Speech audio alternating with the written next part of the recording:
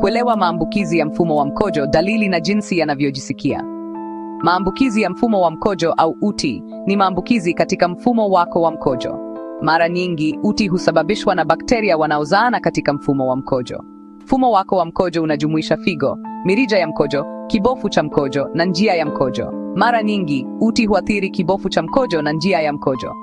Dalili zinajumuisha maumivu au kuungua wakati wa kukojoa, haja ya kukojoa mara kwa mara, na mkojo wenye mawingu au harufu kali. Pia unaweza kupata maumivu ya tumbo la chini au mgongo. Kutambua dalili hizi mapema ni muhimu ili kupata matibabu sahihi.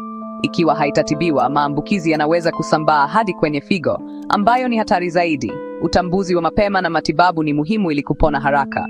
Kuelewa dalili hizi hukusaidia kutafuta msaada haraka. Usipuuze dalili hizi, ni njia ya mwili wako kukuambia kuna tatizo. Kujua jinsi UTI inavyojisikia kunaweza kukusaidia kuchukua hatua mapema. Endelea kujifunza ili uendelee kuwa na afya njema. Kuzuia UTI. Hatua rahisi za kuwa na mfumo wa mkojo wenye afya. Kunywa maji mengi ili kupunguza ukali wa mkojo na kusafisha bakteria. Dumisha usafi mzuri, kama vile kujifuta kutoka mbele kwenda nyuma.